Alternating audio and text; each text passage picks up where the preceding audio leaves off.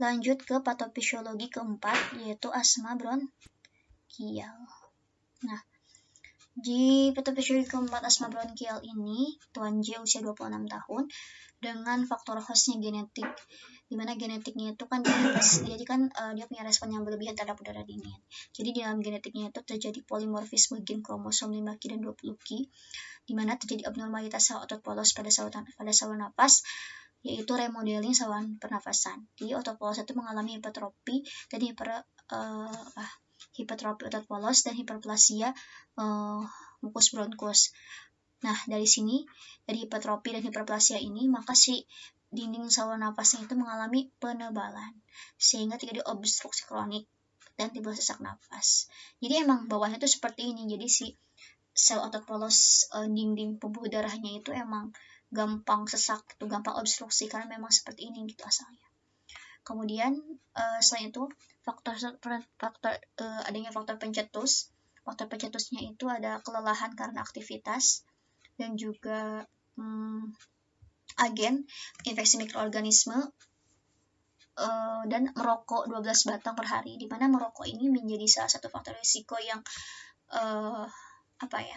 cukup berat gitu, karena rokok ini bisa merusak epithel respiratory Klebsiella gitu. Jadi sisinya itu jadi nggak ada, akhirnya dikurang protektif. Jadi ketika ada infeksi, dia tuh kayak gampang infeksi aja gitu. Dan ketika Klebsiella ini jadi nggak ada, maka pertahanan saluran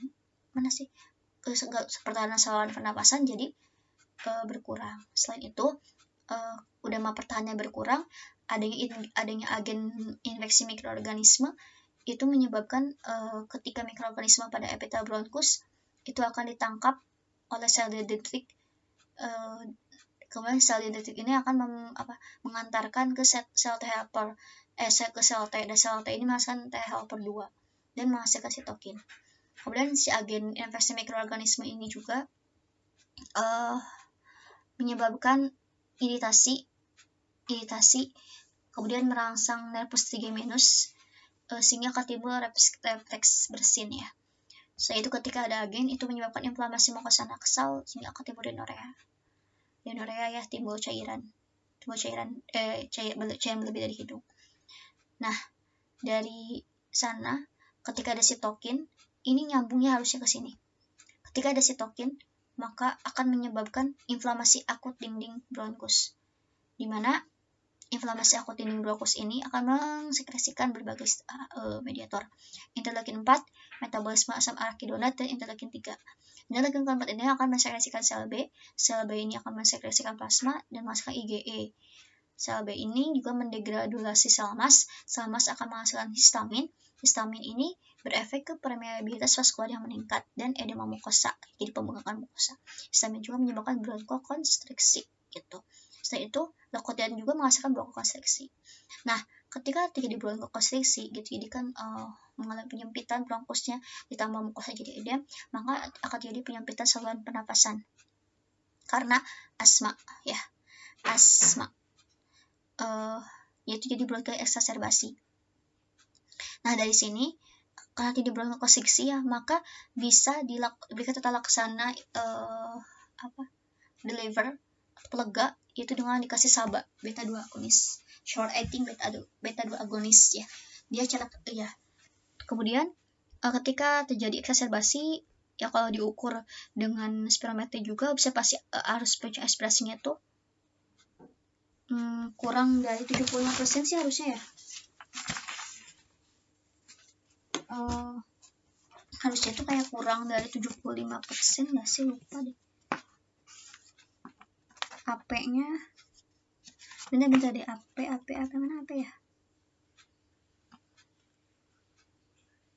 Ya, ini harusnya kurang dari 75% gitu ya. Nah, jadi ketika ada eksaserbasi, maka yang dirasakan pasien itu ada gangguan ventilasi, gangguan pernapasan, ada sesak napas berat atau dyspnea, kemudian ini ada oksigennya menjadi turun, maka diberikan tata laksana dikasih nasal kanul, oksigen 2 liter per menit. Itu untuk mengurangi mengurangi gejala.